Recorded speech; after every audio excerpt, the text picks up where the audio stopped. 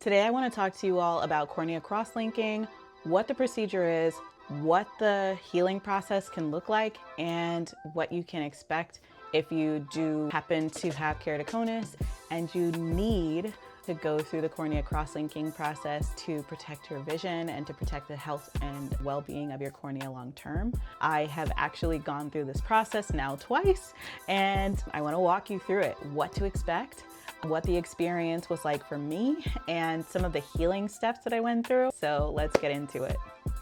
So first and foremost, what is corneal cross-linking? So corneal cross-linking is one, talking about your cornea, right? That's the clear lens that you look through your eyes to see this beautiful world. And cross-linking, which is where the material that actually makes up your cornea get extra bonds built by adding a riboflavin medication to the cornea topically. It absorbs into the cornea, and then they use a UV light, and the UV light activates this really cool chemical reaction where the riboflavin medication interacts with that material that your cornea is made of and creates more and more bonds that knit the cornea together, and it freezes it in place so that where you have that pressure in keratoconus that pushes the cone outward, the cross-linking process freezes it in place so that no more pressure can push that cornea and weaken and thin that cornea any further. It's a really important procedure to undergo if you happen to be experiencing corneal thinning, whether it's from treatment like LASIK that didn't quite go the way that it ought to have gone, or whether you happen to be a person who is suffering from keratoconus or living with keratoconus like I am and thousands of other people are around the world. It's a really helpful way to stop the progression of the disease. Especially you want to do this when you're young, because when you do cornea cross-linking, you really are freezing the disease. So you won't get to a place where, like me, I have an advanced case where the cornea has come into a really pronounced conical shape, and you will instead get to enjoy a mostly healthy cornea that won't get any worse. You can watch it over time and make sure that if there are any changes, then you can follow up and do additional treatments with your ophthalmologist. But that is cornea cross-linking in a nutshell. Now, there are two different kinds of cornea cross-linking. There's epithelium on and epithelium off, or as they are often referred to as Epi-on and Epi-off. Now, the Epi-on procedure is a pain-free procedure. It has some research that suggests it has similar efficacy to Epi-off, especially if you're someone who's averse to pain. If you have somebody with a more severe case of keratoconus and you can't go through the epithelial layer scraping that has to occur in Epi-off, it can be a really great alternative and a process that you probably will have to do more than once, but that does work fairly well over the course of the lifespan of a patient, which is great.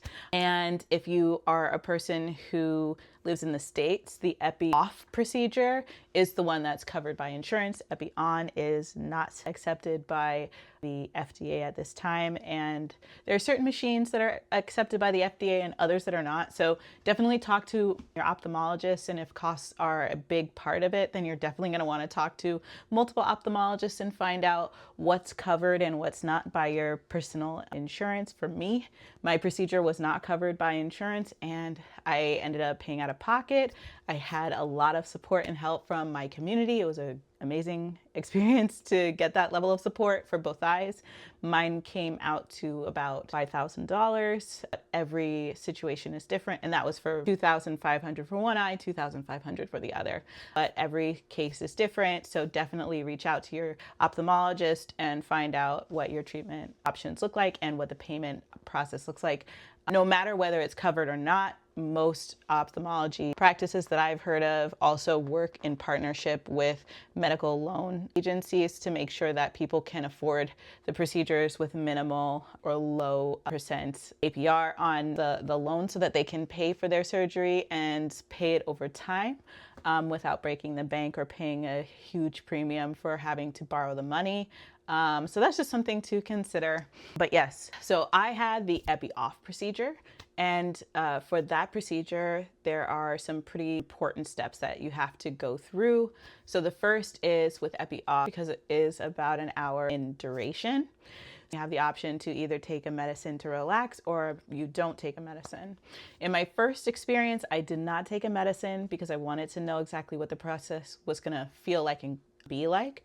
But also, I am a breastfeeding mother. I didn't want to put my daughter through the experience of having to ingest all the medication that I was going to be ingesting and feeling good about breastfeeding my daughter on that side of things. In the next round, I absolutely took the medication, and I'll explain to you why. So the first thing that you do in an Epi-off procedure is, again, you get those numbing drops and you either take the medicine or you do not. If you do not, then you go straight into the surgical suite. You lay out underneath the machine that they use for the UV light. The doctor will set you up with the lights overhead, and each ophthalmologist is different. So ask your ophthalmologist what your procedure will entail. In my case, they use a metal implement to very gently scrape the epithelial level off of my cornea. And that is to optimize the amount of absorption of the riboflavin medication that they're going to use to treat the cornea. So it's really an important step in making sure that that cornea gets saturated, that you get the best possible outcome from that experience, because you don't want to have to go through it twice, right?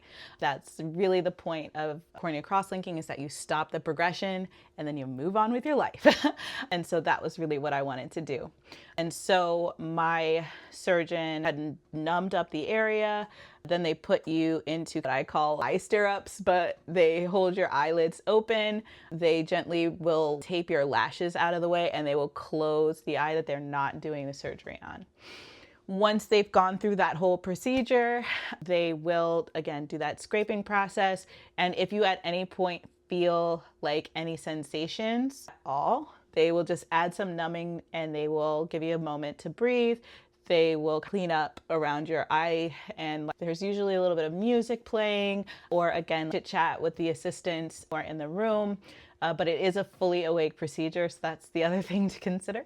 Once the procedure starts, it becomes pretty blurry, depending on your visual acuity when you go in. You may be able to see some things and you may not. It really depends on where you started out when you go into the procedure.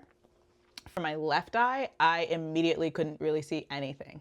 Actually, 4 of everything in 4 different quadrants that overlapped in the middle. So it was like looking through a kaleidoscope. And on the right side, I actually had a lot of blurring, but I could still see things pretty clearly. The distortion was not nearly as pronounced in my right eye, but that makes sense because my right eye is also my dominant eye. Once you go through the period where they put in the drops over the first half hour, you're not really being exposed to any UV light at that point. It's literally just to make sure that you get full absorption of the medication. And then we'll take you to do a slit lamp review of your eye just to see whether or not they've reached full saturation. You're gonna make sure that they see that medication is showing up through all of the layers of your cornea. And then you go right back into that kind of laid out position. And that's when they're gonna turn on the UV light.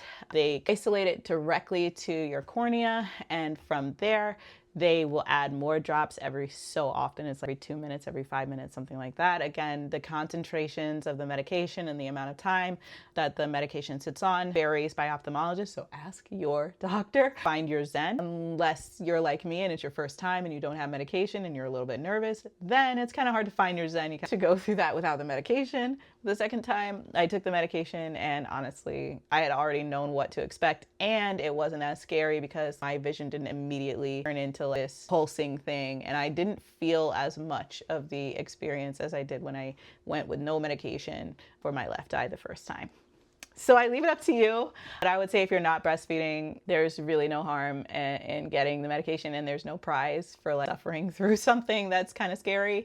If you're not scared and it's no biggie, or you're concerned about things like breastfeeding, that's totally fine too. Did it both ways. And I was also breastfeeding my daughter the second time, or this most recent time that I did this procedure, and honestly, my daughter was totally unfazed.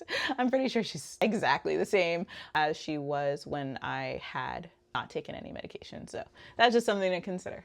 So the corneal cross-linking process, again, it only takes about an hour, but the really challenging part of the whole procedure is actually the part that comes after, right? So post-op healing, that's when things get intense. That's when you really feel everything. That's when it becomes more of a juggling of what you can do on your own versus what you're going to need help and support to do. And that's where your support network is going to be essential. So as a mom, a single solo mom to a toddler, it was really hard to keep her little hands off of my face. So for the first time around, my niece and my nephew and my mom, my sister, all my family members really chipped in to have the children distract my child and really get us to a place where I could actually rest. Finding a person or people who can help you out so that you can rest is essential to being able to get through this procedure and not make your condition worse. You can't rub your eye after the procedure. It's really important to shield your eye from any dusty environments or anything like that.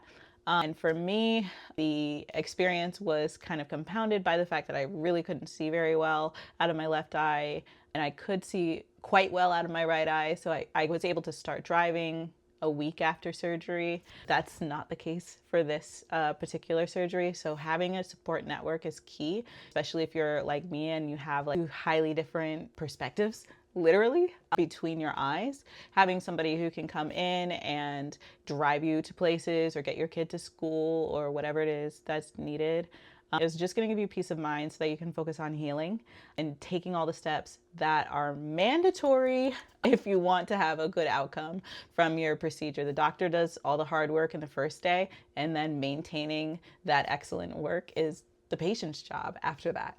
So for me, that looked like taking 4 steroid drops a day for the first 2 weeks, and then you taper those off -1 every single week after that for me. And the other thing is that also will take some form of an antibiotic for either a week, maybe 2 weeks, depending. For me, it was for 7 days. And the post-op schedule looks something like you go in for your surgery, you do the next day post-op where they just make sure everything is clean and that there's no signs of infections, the contact lens isn't too tight, all of that good stuff. And then a week after that, they will take off the bandage contact lens and they will again look for if there's any signs of any negatives that are going on in the healing process. And they will also do your visual acuity test to see whether or not you're cleared to drive and go back to work and all that good stuff, or if you're gonna need additional support. They'll talk you through anything that's specific to your case. In my case, I already had the support that I needed for my left eye, and then I was able to drive and totally function within 7 days. And on my right side, I am still not able to drive. I am able to function for the most part. I can't like read everything that I would like to, but for the most part, I'm pretty functional. And so the main thing is just getting support to get my daughter to and from school, groceries, things like that. But I, again, have an amazing support system here in terms of my family, just like being around and caring and checking in on me. But then also my sister is helping me out with picking up my daughter and taking her to school today. My mom will be back and helping me out with that probably on Friday, maybe tomorrow. And everybody's just been chipping in, which has been really helpful, and I've been really grateful. The other thing is just keeping yourself in a pristine environment with good air quality so that nothing is sticking to your eyes, because you are using a lot of eye drops. Artificial tears have been my friend. And let's talk about the healing process. So for the healing process, for me, there were definitely some days that were worse than others, and it got progressive. But by the 4th day, I wasn't in pain. And by the 5th day, things didn't sting as much when I was putting the drops in. So what that looked like was day 0. I went from being totally numb to feeling all of the impact of that scraping sensation.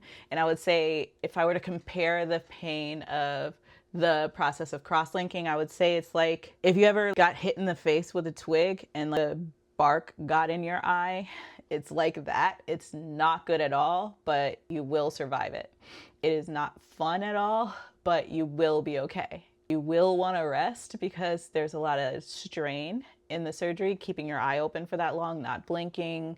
Psychological effects that kind of does lead you to want to sleep more. So definitely take off the work days. If you're going to take this surgery, take the time off so that you can rest with your eye closed. This is also a really important part of the healing process. And I found that there's no way I would have been able to work 3 days after the surgery or anything like that. It's just something that for me, because my work requires me to keep my eyes open and staring at a screen, there's just no chance that that was going to be a good idea. Give yourself the week and find a way to pace it out.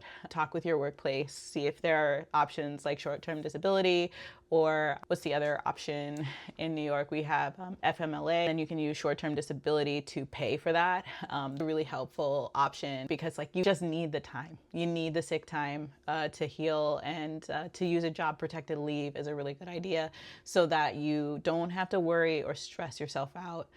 Give yourself a little bit of time to prepare.